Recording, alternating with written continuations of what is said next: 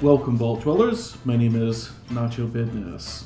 I thought I'd take today to give you a little preview of what's in store with this Fallout Locations in Real Life series that I've got planned.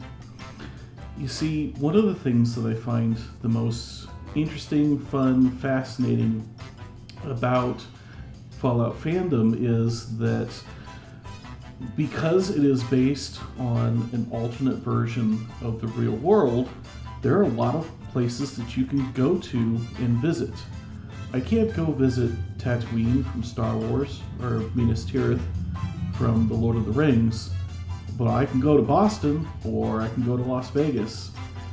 And one of the upsides of living alone and being a bachelor means that I can go on vacation to the geekiest and nerdiest locations that I want without anybody saying I can't. Over the years, I've been to Vegas a few times for work and also a couple times on vacation, and I've been to DC on vacation. But what really brought this series together and what made it possible was a very epic road trip that I got to take in the month of June 2022.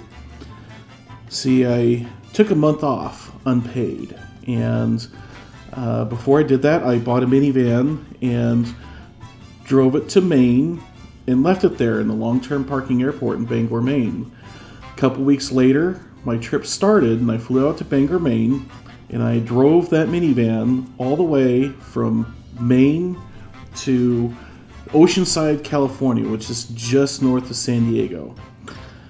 I wish that I was able to do like Indiana Jones and put the epic bum ba ba ba ba ba ba music on and draw a red line across the map showing exactly my route, but that is beyond my editing skills, and I would probably also get a copyright strike from using the Indiana Jones score. I couldn't afford to spend every night in a hotel. It was a month off without pay, after all, so that meant that I spent most nights sleeping in my van, which was actually better than it sounds. It was pretty comfortable, and I never had any encounters with law enforcement or anything. Just a couple of good Samaritans that came along and asked if I needed help while I was standing beside the road brushing my teeth and getting ready for bed. So it was great because it meant that I had no schedule, no reservations. I could drive however many or however few miles a day I felt like going.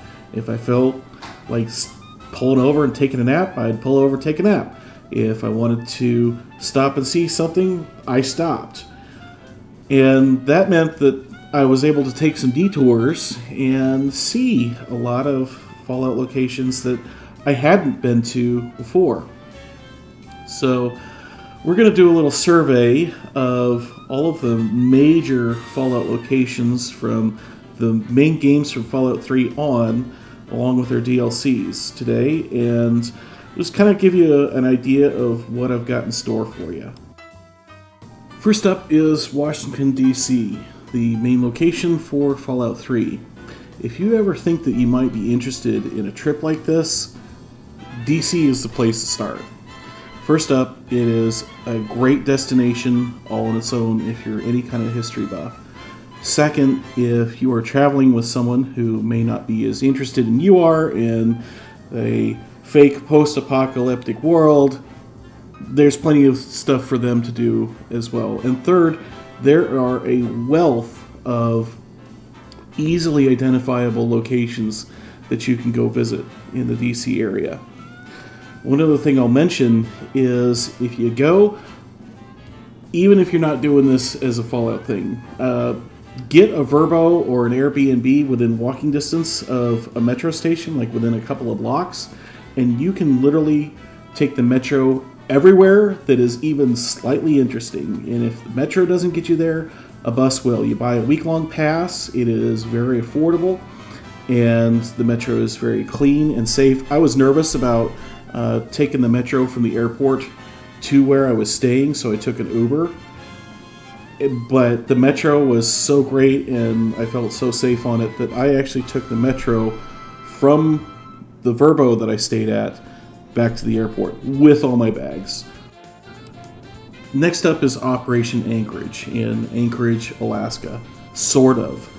If you recall, that was actually a virtual reality simulation of a battlefield, and there's really nothing in-game that tracks to real-world Anchorage, Alaska. So although I would love to go to Alaska at some point, I don't think that there's going to be much to see there that's related to Fallout. The second DLC for Fallout 3 was The Pit in Pittsburgh, Pennsylvania. And although there are recognizable pieces of Pittsburgh in that DLC, if you recall, the actual cityscape and location was quite small as far as things that would be actually recognizable. There's essentially one bridge and a skyline that you might be able to see. So I haven't been to Pittsburgh, at least not as a Fallout fan. I was there many years ago, and I don't feel a compelling need to go back. But we'll see when it comes to the upcoming DLC for Fallout 76, which is also set in Pittsburgh. Maybe I'll change my mind. The Broken Steel DLC really only added a single real-world recognizable location, and even that is somewhat up for debate. Adams Air Force Base is widely regarded in the community as having been formerly Andrews Air Force Base and currently Joint Base Andrews. Thing is, if you've ever been to an Air Force base, if you don't have clearance, all you see is guard shacks and gates. There's really nothing to recommend going to an active military installation trying to be a tourist. So haven't been, don't intend to go. The fourth major DLC for Fallout 3 was Point Lookout, which is inspired by Lookout Point State Park in Maryland. And I do regret missing this one on my epic road trip, but I felt it was just a little too far out of my way.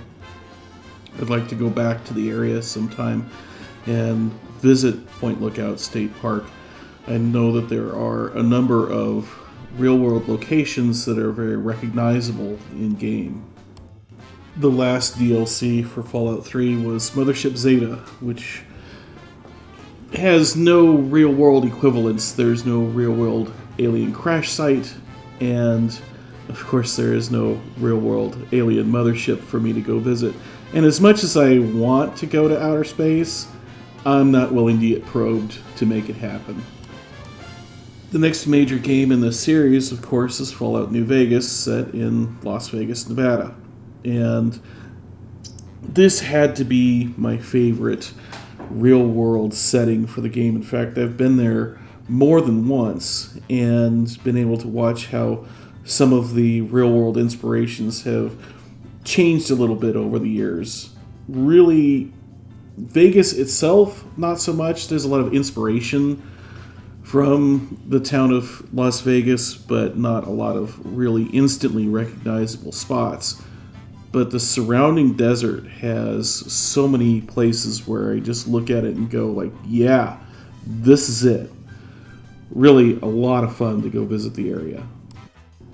However, the first DLC for New Vegas leaves us with no real-world location to visit because Dead Money is set at the Sierra Madre Resort Hotel and Casino, and the resort and the casino were all built and set to open in 2077, the year that the bombs dropped, which means that those were all constructed after the time that we're currently living in, leaving us with no location to go visit.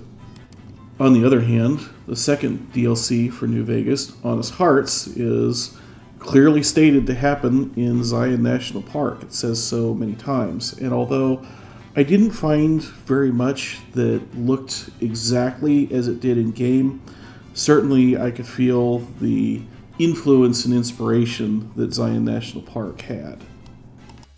Well, this video is running a lot longer than I thought it would for an introductory video. So we're going to chop this sucker in two. Next video in the series, we're going to continue our survey of major real-world locations for Fallout games. Each of these locations, of course, has many sub-locations that we can go visit in the real world.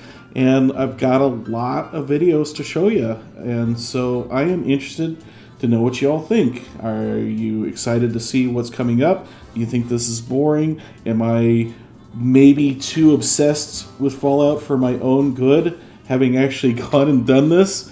Let me know in the comments. And if you want to see more, if you want to see this series, be sure and subscribe. If you liked, be sure to hit the like button. If you didn't like, be sure to tell me why you didn't like in a comment so that I can do better for you next time.